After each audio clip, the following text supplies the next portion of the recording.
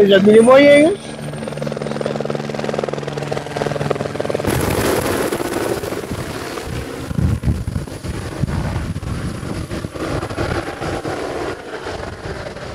Le 12 février 2025, vous venez nous voir, mais là on en parle depuis 40 ans quoi. Donc je veux dire, ça fait 40 ans qu'ils n'ont pas trouvé de solution.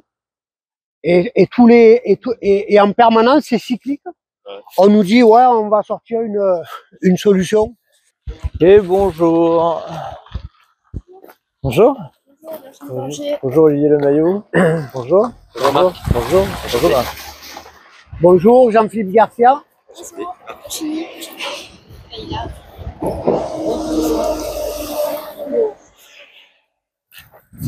Alors, faut qu'on soit un petit peu efficace parce qu'on est attendu après. On va vous équiper vous avec un micro. D'accord. Le truc c'est que voilà, ça fait partie d'un sujet un peu plus global sur l'écologie dans le coin. C'est pas pouvoir mettre deux personnes, que ce soit une personne qui parle seulement. Ah. Voilà. Donc, il faut. Filmer ? Oui, c'est notre caméraman. On a une chaîne YouTube. Est-ce que tu veux passer ou tu veux plutôt parler de l'aspect légal? Ouais, on va laisser l'avocat s'exprimer. Ouais. Non? Parce que sur le plan, parce que c'est important hein, de dire qu'on est en train d'assassiner les tombeurs. Hein. Oui, bien sûr. On en est. Bien sûr. Voilà. Il faut que quelqu'un me dise cet avocat De l'étang. C'est l'avocat du RAID. Du RAID, de l'étang, de l'association. Ok. Et on va faire ça, je pense. Voilà, bien les rejets d'eau là. Là, de l'usine. On va vous approcher dans l'arrondi là-bas. Ouais, je pense qu'on va faire ça. Ouais.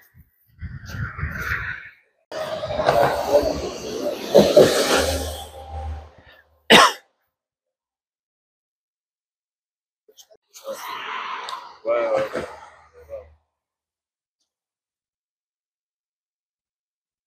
Merci d'être là. Avec plaisir.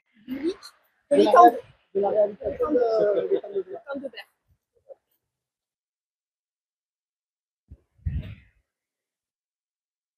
Nous sommes devant l'usine hydroélectrique de Saint-Chamas qui déverse chaque année 1,5 milliard de mètres cubes d'eau douce dans l'étang de Berre qui est un étang d'eau salée. Je suis avec Olivier Lemaillot. Vous êtes avocat de l'association Le RAID de l'étang de Berre qui lutte pour la défense de cet écosystème fragile.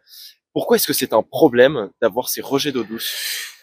Parce qu'on est en face d'un assassinat écologique réalisé par EDF en raison de rejets qui sont massifs et qui génèrent une hypoxie totale de la flore et évidemment de l'ensemble de l'écosystème, de sorte qu'il y a un risque très élevé de stérilité de l'étang à très court terme. Parce que là, ça fait 40 ans presque qu'il y a ces rejets-là. Pourtant, on n'est pas encore à un stade de stérilité totale. Pourquoi est-ce que là, dans un futur proche, ça pourrait arriver? Alors, pour tout vous dire, en premier lieu, la France avait été condamnée par l'Union européenne parce qu'elle ne respectait pas ses engagements au niveau environnemental. La France n'a pas voulu exécuter ses obligations. Elle a demandé une première dérogation. Et là, elle va demander une deuxième dérogation. Et pour tout vous dire, pour vous donner un seul chiffre, peut-être qu'il faut retenir, c'est que pour être en règle avec les législations européennes, il faudrait qu'il y ait 1500 hectares d'herbiers au niveau de l'étang de Berre. Aujourd'hui, on est seulement à 54 hectares. Et la dérogation s'éteint en 2026-2027. Donc, en tout état de cause, s'il n'y a pas cet écosystème qui est rétabli, si on ne respecte pas les critères de l'Union européenne, inexorablement, l'étang de Berre va devenir stérile, exactement comme ça s'est passé déjà en Italie.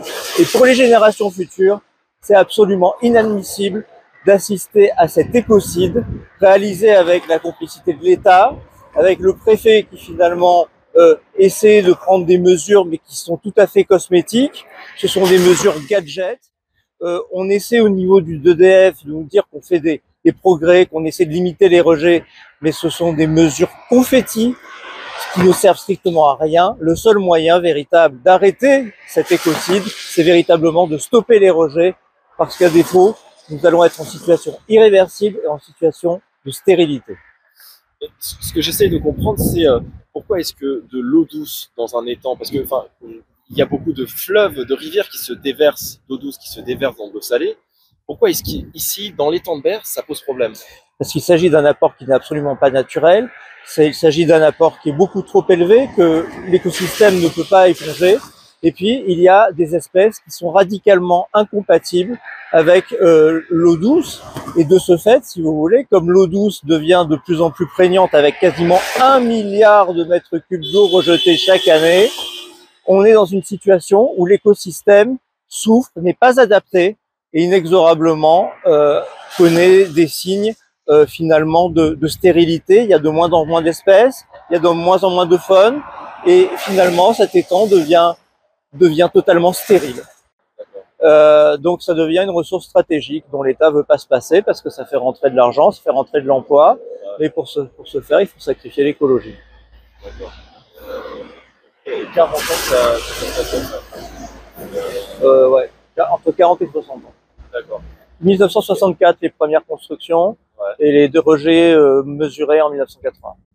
Parce qu'il n'y a pas que la centrale aussi, il y a pas mal d'usines, de projets d'aménagement. Ah, mais, tout à fait, mais c'est principalement cette usine qui pose, enfin, en tout cas ce traitement, qui est à 90% responsable du système. Si on décidait véritablement d'arrêter et de réaliser des dérivations telles que c'est prévu, on n'en serait pas du tout à ce système-là. Qu'est-ce qu'il faudrait en fait? Il faudrait un arrêt stop. Aujourd'hui, si on voulait véritablement envisager une réhabilitation environnementale telle qu'elle est prévue par les textes de l'Union européenne, il faudrait l'arrêter. Stopper ou alors créer des dérivations au profit des agriculteurs qui, eux, n'ont pas d'eau. C'est là où on est dans un paradoxe. Ça peut-être l'expliquer en 10 secondes. Il y a un paradoxe que les agriculteurs, on leur demande de plus arroser l'été. Mais par contre, on déverse de l'eau douce dans un étang. Donc, est-ce qu'on pourrait pas trouver une solution plus acceptable?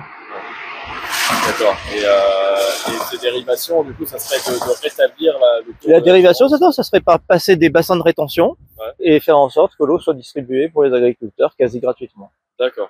Okay. Parce que là, c'est une ressource gaspillée, là. Hein. Qu'elle n'aille plus dans le... Ouais, et en plus, c'est de la ressource gaspillée, c'est de l'eau qu'on peut boire. Hein. Elle est tout à fait potable. D'accord. Et je veux dire, normalement, l'étang de Berre, il est approvisionné par... Enfin, l'étang de Berre, il est salé, avant tout. C'est un étang salé, exactement. Ça vient de la mer, en fait. Tout à fait. Et aujourd'hui, là, vous en êtes où? On a saisi la Commission européenne, qui va statuer, et la Cour de justice de l'Union européenne. À nouveau. Il y a déjà eu des... Oui, mais ils ne respectent pas. Donc, à chaque fois, ils demandent des dérogations qui sont acceptées. Donc, il y a une première condamnation. Ils vont pleurer à l'Union européenne en disant « laissez-nous 15 ans pour faire quelque chose ». Pendant 15 ans, il n'y a rien qui est fait. Et puis là, on va encore redemander une dérogation de 20 ans. Donc, si vous voulez, c'est comme si vous étiez condamné au pénal et vous faites jamais la prison, quoi. D'accord. Voilà. Et il n'y a pas de mesures contraignantes? Si, là, on va en demander. Si on va faire condamner l'Union européenne, là, on va demander des mesures contraignantes, c'est-à-dire des astreintes et tout ce qui s'ensuit. Parce qu'on nous culpabilise sur l'écologie, à juste titre. On nous parle de prise de conscience écologique, de sursaut écologique. Et il n'y a pas eu d'amende qui a été prononcée? Non, pas encore, mais ça va arriver. Ça va arriver. Et vous êtes avocat spécialisé sur ces questions-là? Dans droits fondamentaux, je suis vice-président ou président de la commission des droits fondamentaux au barreau de Marseille.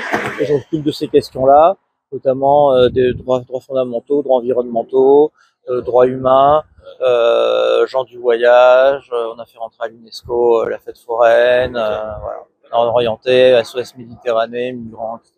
Des combats un peu difficiles. Ouais, il y a du boulot. Malheureusement, il y a du boulot.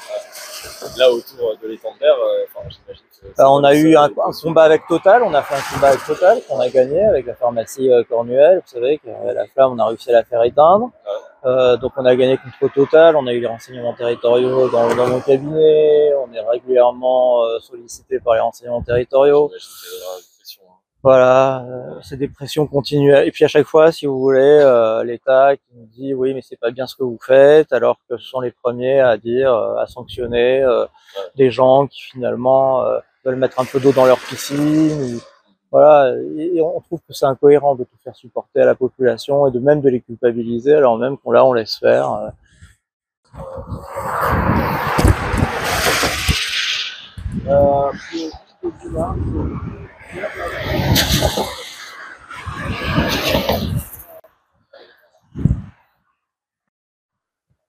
Bah, c'est-à-dire que si, mais en fait, il me montre, moi je panote et je le vois directement. Ouais, c'est vrai. Ça change.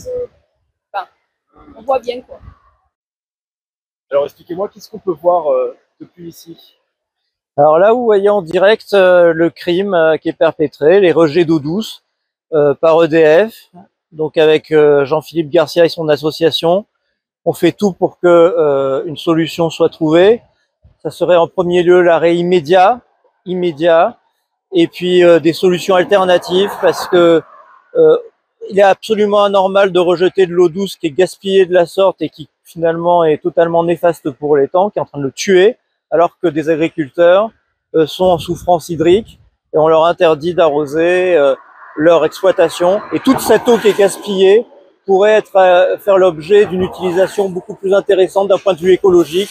Mais encore faut-il une volonté politique, une volonté financière et aussi un intérêt pour l'écologie. Et aujourd'hui, force est de constater que sous couvert de finalement de mesures ou de pseudo-accords, on se satisfait de rien et on continue à laisser faire. Ça fait 40 ans que ça dure, 20 ans qu'on est dans une situation critique et sincèrement, la population est extrêmement en colère. Et je pense que les instances qui finalement essayent de diriger les actions de l'État et les différents scientifiques ne réalisent pas à quel point les gens sont attachés à leur étang et voient les conditions se dégrader. On est vraiment en colère et on ne peut pas accepter ce double discours de la préfecture qui nous dit d'un côté il faut se montrer totalement irréprochable en qualité de particulier en matière écologie avec des critères air, voiture, etc. Et puis de l'autre côté laisser faire comme ça sciemment avec des données scientifiques à un crime écologique. Très bien, merci beaucoup Monsieur Le Maillot.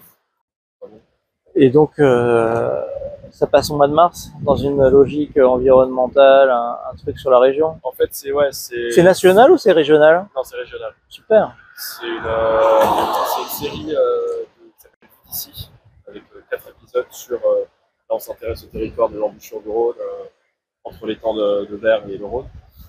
Et on fait un épisode sur l'écologie avec dedans 2 séquences, l'une sur la plaine de la Crau. Eh ouais. Et l'autre sur.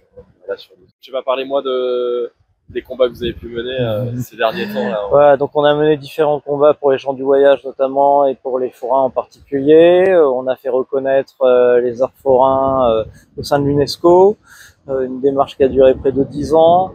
On a également essayé d'améliorer leurs conditions de vie, les gens du voyage, notamment avec la construction d'aires d'accueil où les préfets et les maires systématiquement ont du mal à déployer les aires d'accueil, les aires de grand passage pour les gens du voyage.